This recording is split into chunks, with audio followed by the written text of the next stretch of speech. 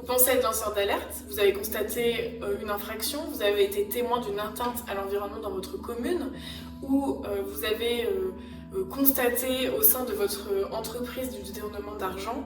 Je vous explique ce que la maison des lanceurs d'alerte peut faire pour vous.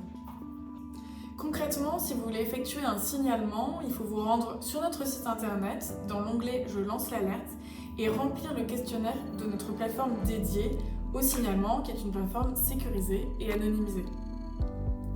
Une fois le formulaire complété, en détaillant non seulement les faits relatifs à votre alerte, mais aussi les représailles que vous avez subies, notre équipe juridique prendra contact avec vous par mail ou par téléphone pour obtenir les informations nécessaires à l'instruction de votre dossier.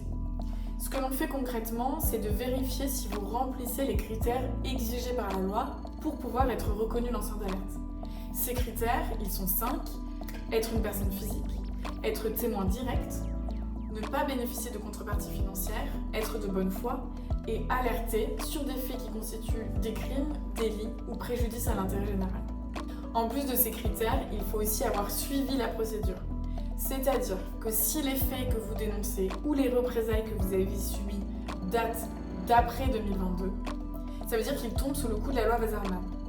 Et donc, votre alerte doit avoir été signalée soit en interne, soit en externe à une série d'autorités qui ont été reconnues par la loi.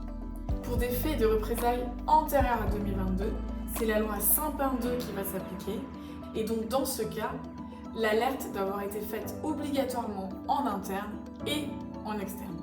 Après l'étude de votre dossier, si vous correspondez aux critères et si vous avez suivi la procédure, la maison des lanceurs d'alerte pourra émettre ce qu'on appelle une note de soutien, c'est-à-dire un argumentaire qui explique pourquoi vous devriez bénéficier de la protection du statut de lanceur d'alerte. Et c'est un élément, un document que vous pouvez donner à l'ensemble des juridictions devant lesquelles vous vous présentez.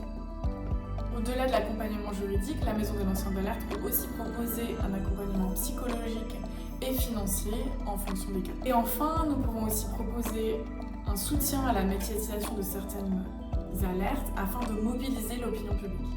Mais attention, pour recevoir le statut de lanceur d'alerte, la médiatisation, c'est-à-dire la communication via la presse ou via des réseaux sociaux de l'alerte, n'est possible qu'après un certain délai qu'il faut à tout prix respecter.